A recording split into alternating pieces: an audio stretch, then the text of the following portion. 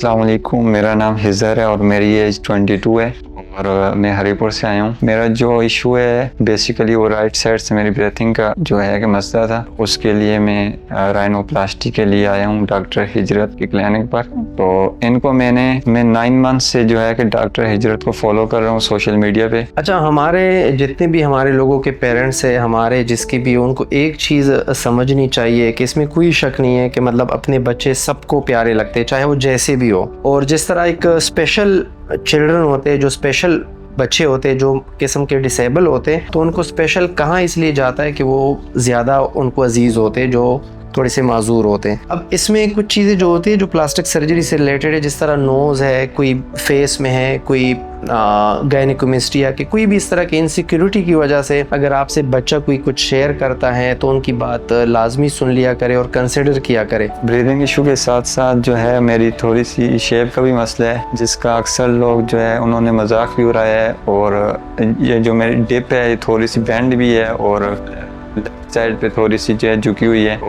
मेरी वालदा ने भी मुझे कहा है कि बेटा आपको जो है सर्जरी करवा लेनी चाहिए। तो मैंने कहा, उस टाइम के बाद जो है मैंने ये सोच लिया था कि मैंने जो है कि सर्जरी जो है वो करवानी है। तो इसके लिए मैंने डॉक्टर हिजरत को जो है वो चूज़ किया है, जो कि पाकिस्तान में बेस्ट डॉक्टर है। मतलब आप एज अ पेरेंट तो उनको देखते ही है, लेकिन कभी उसको एज अ फ्रेंड जानने की कोशिश करें कि और किस एक चीज़ से गुजर रहा है, उनको कितने प्रॉब्लम्स हो रहे हैं। तो कोई ऐसी जो सर्जरीज है जिसमें कोई ज़्यादा किसी को कोई नुकसान नहीं होता, मतलब अगर कोई बंदा एक चीज़ की वजह से कॉन्फिडेंस उनका कम है और वो रिगेन करना चाहता है और उसकी ईजीली आपके पास सोल्यूशंस है, कोई भी सर्जन है, मैं हूँ, कोई और है, कोई और है, कोई और है, किसी भी रीजन में है, मुल्क से बाहर है, मुल्क के अंदर है, तो एक दफ़ा ज़रूर कंसिडर किया करें, शायद इससे आपके बच्चे की पूरी जो एक लाइफ है वो ही चेंज हो जाए। इनके जो रिव्यूज़ मैंने जो है वो देखे हैं, कस्टमर के रिव्यूज़ देखे हैं, तो मैं जो है सेटिस्फाइड हूँ। मैंने जो है ये डिसीजन लिया है कि मैं डॉक्टर हिजरत से जो है कि राइनोप्लास्टी करवाऊँगा। वालेकुम सलाम, अल्हम्दुलिल्लाह। ठीक है, अब फर्स्ट टाइम मैंने राइनोप्लास्टी? जी फर्स्ट टाइम। खाना पीना कब से बंद किया हुआ है? सुबह 10 बजे के बाद मैंने कुछ खाया पिया। नोज़ में आपको क्या इशू है? नोज़ में मुझे सांस लेने में जो है कि मसला आता है और थोड़ी सी शेप का भी मसला है। किस साइड पे ज़्यादा आपको मसला होता है? राइट साइड पे। ठीक है।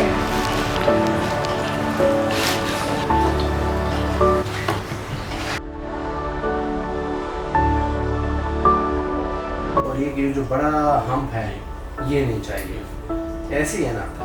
और आपको चाहिए कि बिल्कुल एक स्ट्रेट हो, यहाँ से भी स्ट्रेट हो, यहाँ से भी स्ट्रेट हो, और मुंह के हिसाब से जो सही लगे, छोटी सी नोज वो हो। ठीक है।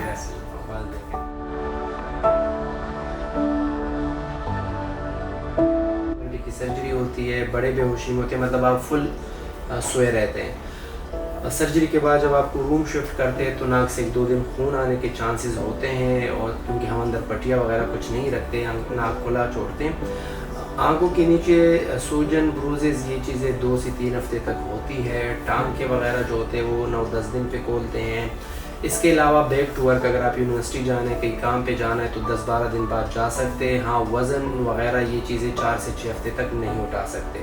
कोई अगर स्मोकिंग करता है, कोई शीशा वेप वगैरह पीता है, तो 1-2 हफ्ते हम वो मना करते हैं। फाइनल रिजल्ट जो है आपका तो माशाल्लाह उसी टाइम आपको नज़र आ जाएगा कि क्या हुआ है, किस तरह हुआ है। लेकिन जो डेफिनेटली जो भी आपकी शेप है इसके साथ अब अभी आप यूज टू हैं। क्या एज है आपकी? 22। मतलब 22 साल तक जब से आपने होश संभाले तो समझे कि 8-9 साल बाद आप एक बंदा थोड़ी बहुत समझ आना शुरू होती है चीज़ों की, इमोशनल ड्रामाज हो रही जो चीज़ें होती है, तो वहाँ से आप खुद को देख रहे हैं तो ऑलमोस्ट 14 साल उसके हो गए। तो अब वो 2 घंटे में वो चीज़ चेंज होके फिर 7-8 दिन बाद जब आप स्टिच रिमूव करके देखते हैं तो कभी कभार बंदे को खुद को एक्सेप्ट करना थोड़ा सा मुश्किल होता है। तो उसके लिए हम कहते हैं कि उसके लिए 1 महीना आपको चाहिए, 2 महीने, और जो स्वेलिंग है, प्रॉपर एक शेप है, उसके लिए 3-4 महीने कम से कम चाहिए होते हैं। ब्रीदिंग का जो इशू है उसका आपको 100% फ़र्क अभी पड़ेगा। स्टिल स्वेलिंग की वजह से आपको दोबारा भी डेवलप हो सकता है, लेकिन वो 1-2 महीने की बात होती है, उसके बाद वो ख़त्म होती है और ये शेप परमानेंट होती है। इससे मतलब सर्जरी शुरू करने से पहले जो भी आपके कोई और सवाल आते हैं जो अभी तक अनएड्रेस रह गए, आप नहीं जवाब दिया गया, आप मुतमईन नहीं है, तो वो आप पूछ सकते हैं, क्योंकि सर्जरी के बाद सिर्फ हम यही कहेंगे कि सब्र करें।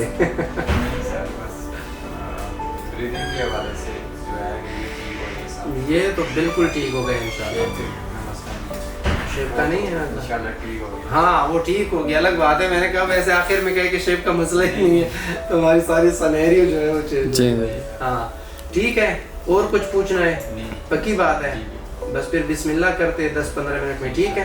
इससे पहले फिर भी अगर आपके जहन में कोई क्वेश्चन आता है तो बेहोश होने से पहले मोस्ट वेलकम पूछने के लिए, कुछ भी हो। बाकी तो हमारा नंबर डायरेक्ट कांटेक्ट में होता है मरीज़ के साथ, तो किसी टाइम कुछ भी फिर पूछ सकते हैं बस, ठीक है? चले मिलते हैं इंशाल्लाह।